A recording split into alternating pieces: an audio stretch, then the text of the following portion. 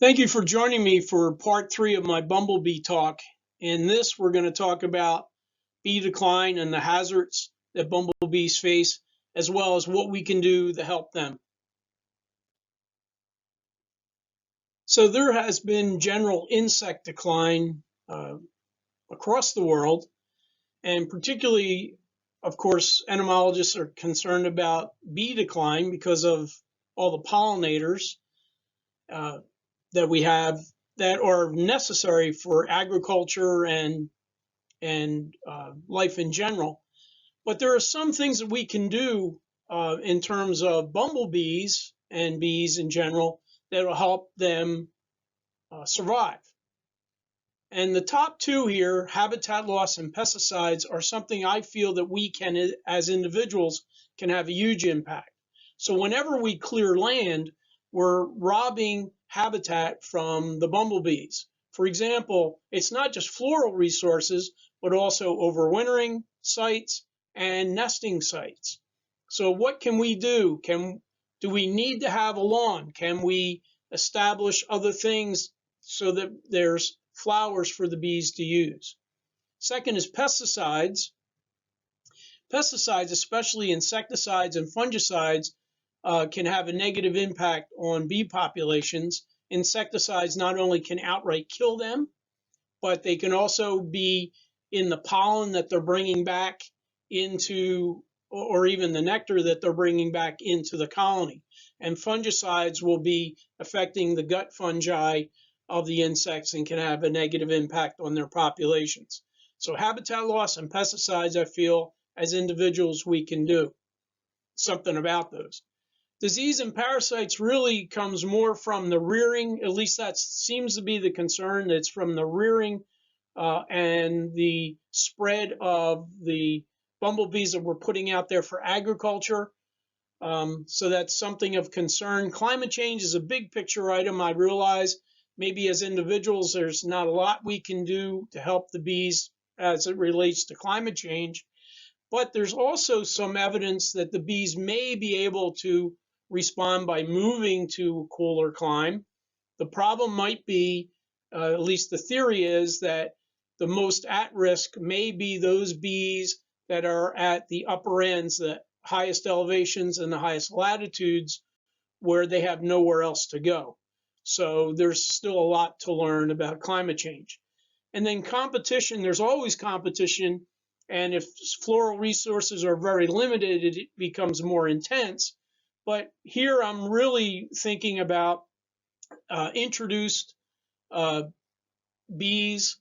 Introduced bees may be out competing our native pollinators. European honeybee, for example, definitely competes with native bees for floral resources. In fact, I'm recording this at the end of January, last day in January 2024. And just a few days ago on the news, they were talking about robber bees, where they have evidence of honeybees, because they're a little more aggressive, actually taking pollen from the more docile bumblebee. So anyway, there's evidence out there that competition, it can be an issue. So with that, let's look at some of the things we can do to favor bumblebees. I won't read this list to you, but we'll talk about everything from favorable plants in terms of what to do in our yards. And again, if you're in an apartment, there's things you can do to help with floral resources if you have a balcony or a porch. So the early spring is absolutely the most critical time for bumblebees. There's not a lot out there, and bumblebees are going to be some of the earliest bees to appear, mostly because they can generate a little bit of heat, and so they can be active in cooler weather. The tricolor bumblebee that I found at the end of April on crocus, I don't know what else it had to feed on. The earliest things are going to be willow, and I've also seen the coltsfoot. It's a dandelion-looking flower with a leaf that looks like the hoof of a colt or a horse. Uh, so it's a composite, and the stalk is a little much larger than what you would see on a dandelion. So those are out there early, but that spring is absolutely the most critical time for them to find resources, and it's tough. Eventually, we're going to get dandelions, we're going to get blueberries, and the list goes on that you see here. But it is a tough time for the bumblebees.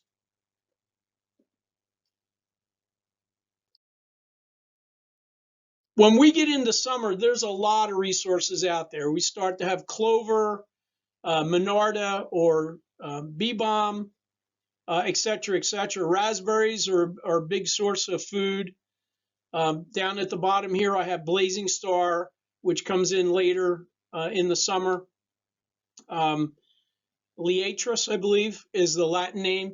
So summer, usually there's a lot of resources if things are, not all just lawn.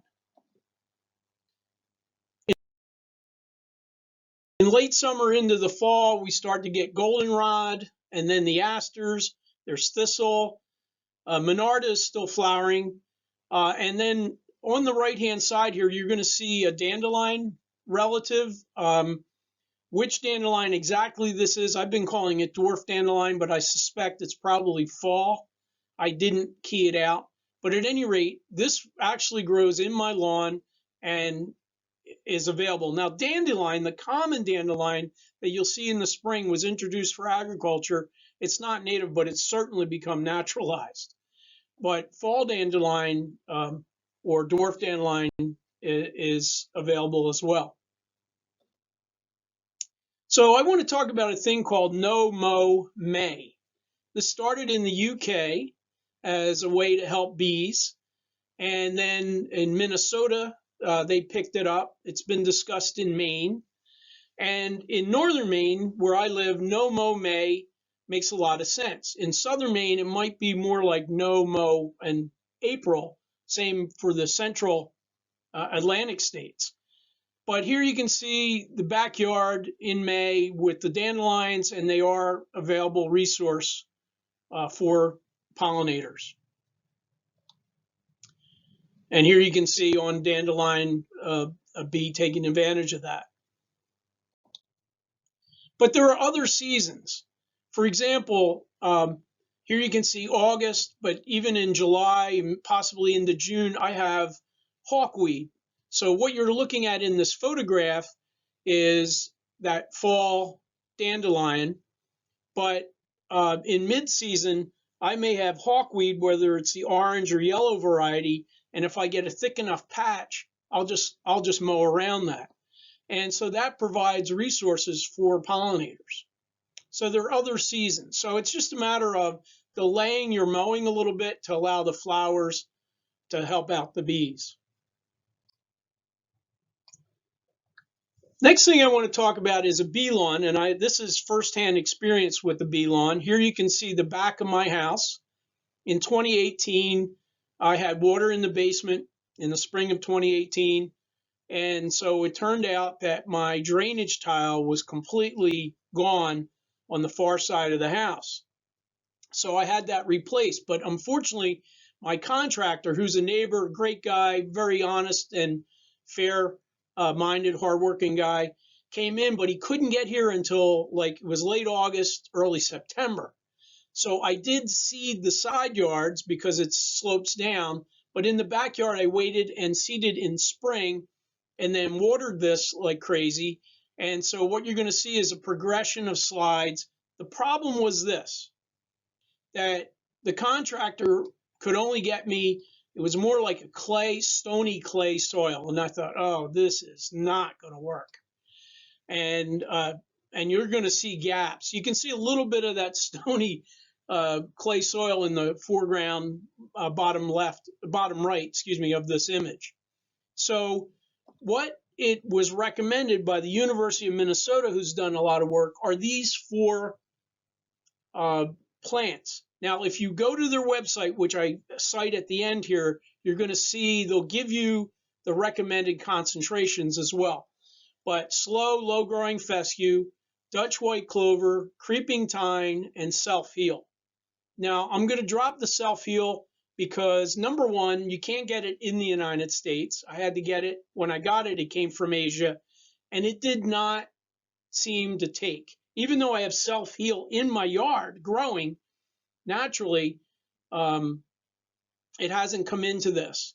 I made one other mistake, and that was I broadcasted these separately, so I have patches, and I probably should have done a mix. I haven't experimented with that, but at any rate, the good news is, even though I had a really lousy soil, there was quite a bit of success, especially with the clover.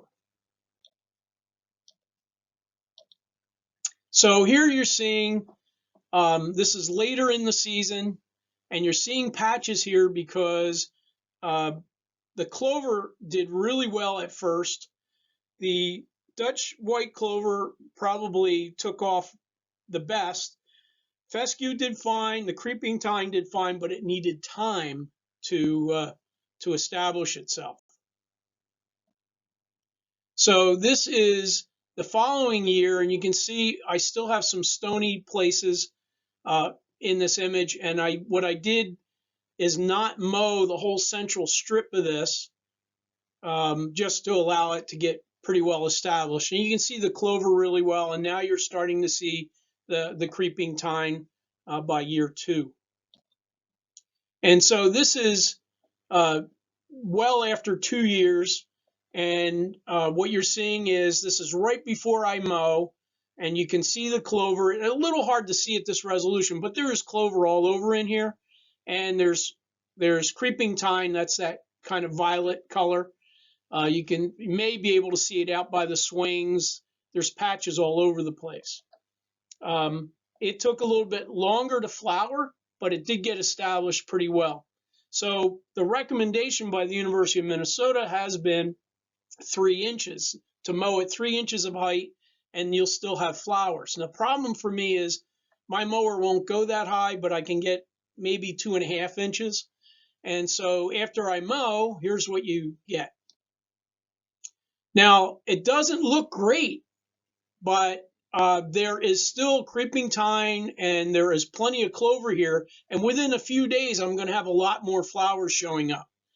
And for those of you that like a nice, thick green lawn, you may not like this. But to me, this is fine. My wife is satisfied with it, which is very important to me.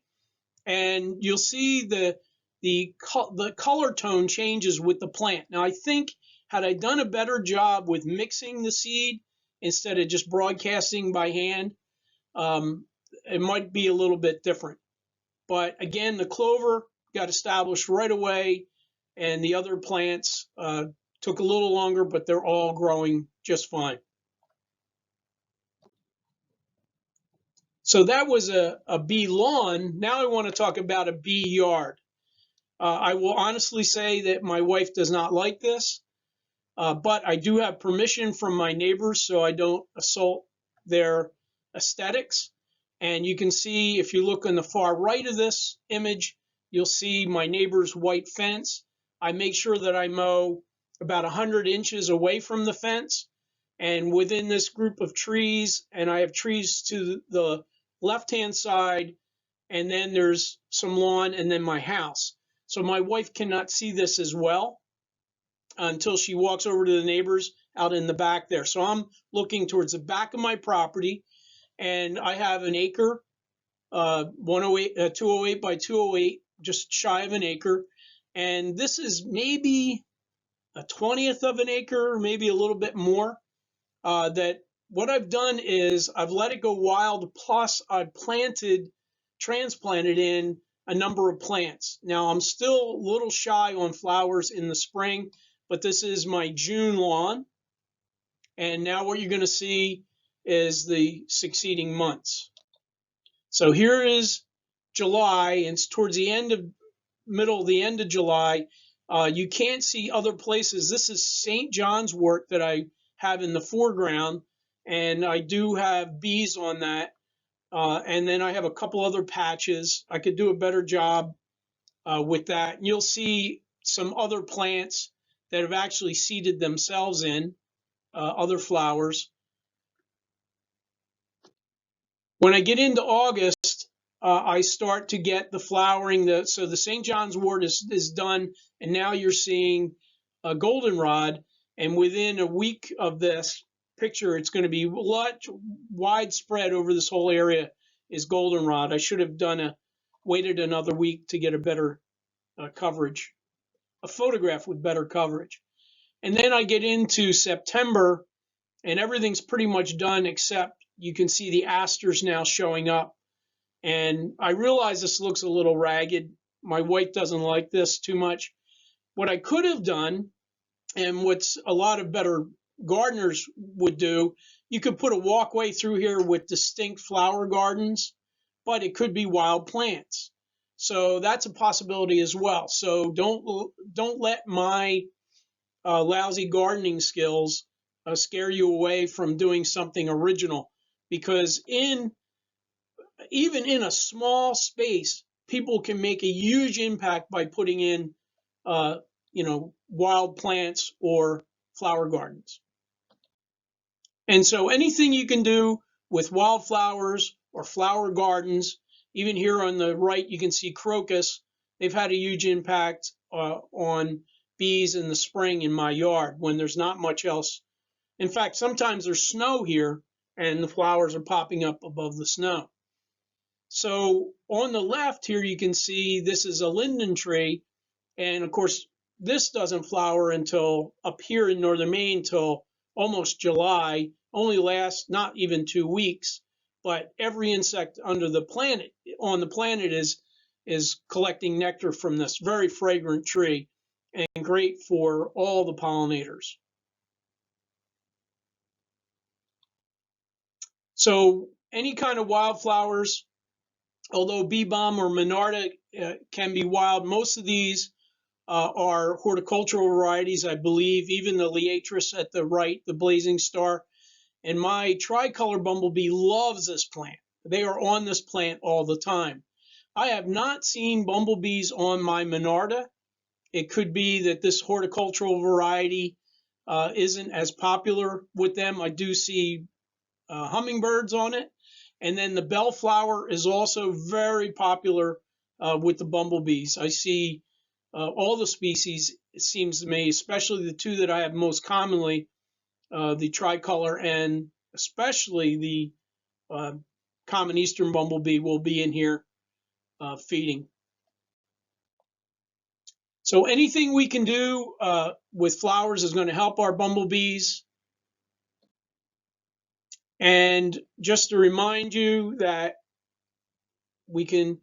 if we delay our mowing in the spring or anytime we have flowers, it's going to help provide resources. Please avoid the pesticides.